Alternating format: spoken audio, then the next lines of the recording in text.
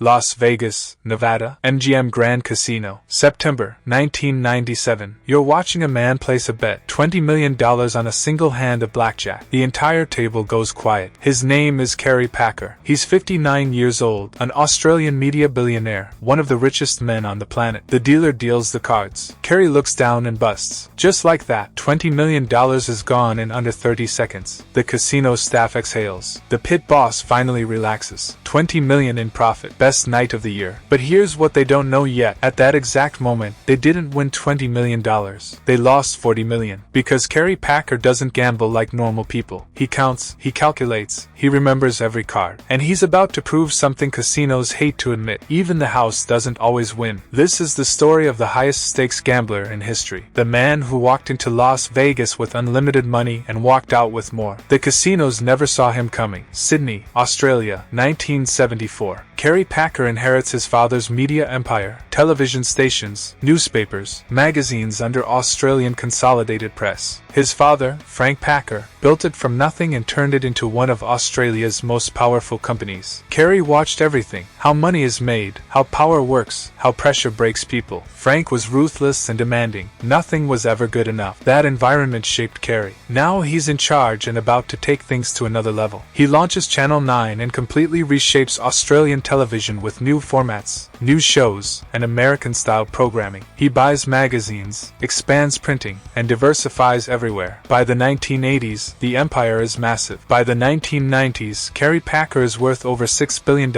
one of the richest men in the world. But Kerry isn't like other billionaires. He doesn't care about approval or respectability. He's blunt, aggressive, and says exactly what he thinks. When questioned about taxes, his response becomes legendary. I minimize my tax. Anyone who doesn't is a fool. The public loved him, the elite hated him, and Kerry didn't care. And there was one more thing. He loved to gamble. Not small bets, massive ones. Blackjack and baccarat, games where math matters. By the 1990s, Kerry is a regular in Las Vegas, London, and Monaco. Money was never the point. The challenge was. And Kerry had something no other gambler had: unlimited bankroll. Las Vegas, early 1990s. When Kerry Packer walks into a casino, the entire building knows. Phones start ringing, managers leave their offices, pit bosses gather, and security locks in. This isn't a normal gambler. This is a man who bets more on one hand than most people make in their entire lifetime. Kerry doesn't play for hundreds or thousands, he plays for millions per hand. At the Bellagio, he once plays 8 blackjack hands at the same time, $250,000 per hand, $2 million every single round, for hours without breaks. The casino brings in extra chips, dealers, and security. At the MGM Grand, he switches to baccarat, betting $500,000 per hand and winning $20 million in one session. Before leaving, he tips the dealer $1 million. The dealer cries. At Crockford's in London, Kerry loses £11 million in one night, doesn't blink, pays cash, and walks out like nothing happened. These stories spread fast, and every major casino on earth knows his name. Kerry is always polite to dealers but demanding. If a mistake happens, he calls it out, calmly and directly. Do your job right and Kerry takes care of you. 50,000, 100,000, sometimes more, win or lose. Casino owners love him and fear him because when Kerry plays, money moves. Crowds gather just to watch. Celebrities, business tycoons, high rollers. Drinks get ordered, tables fill up, and the casino makes money everywhere. But Kerry isn't there for entertainment. He's there to win. He has advantages most gamblers don't. First, he can absorb losses. Lose 10 million? Doesn't matter. He'll be back tomorrow with 20 more. Second, he negotiates. Before sitting down,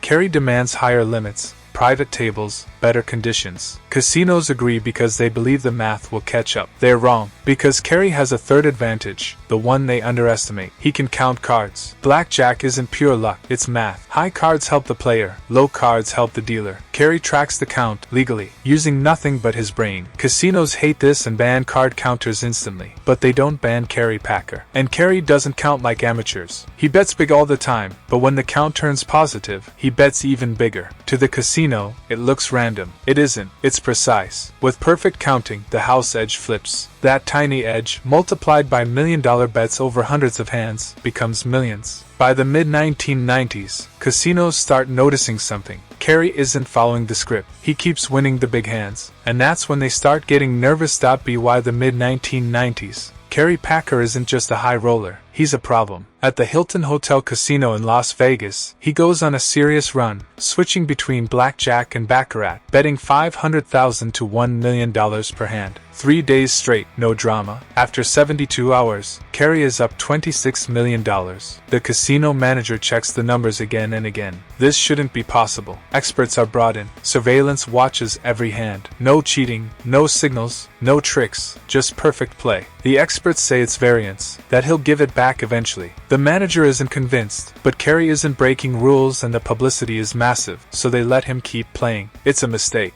MGM Grand, Las Vegas, September 1997. Private blackjack room. Just Carey and the dealer. Carey negotiates a $10 million maximum bet. The casino agrees. He starts slow, 1 million, then 2, then 5. The first hour swings back and forth, but Carey sees something they don't. The deck is rich. He pushes 8 million on one hand. Dealer shows 6. Bust. Carey wins 8 million in seconds. Next hand, 10 million, the maximum. Carey wins again. The pit boss feels something's wrong, but everything is clean. Carey keeps adjusting his bets based on the count. 2 hours in, he's up 30 million. 3 hours in, 35 million. 4 hours in, $40 million, the biggest single session win in Las Vegas history. Carey stands up, tips the dealer $500,000, cashes out, and walks away. Behind him, executives stare at the empty table. Realizing they didn't get unlucky, they got beaten. The next morning, Las Vegas is in shock. Emergency meetings are held behind closed doors. One name dominates the room, Carey Packer. They replay every hand, looking for cheating or mistakes. They find nothing. Someone suggests banning him.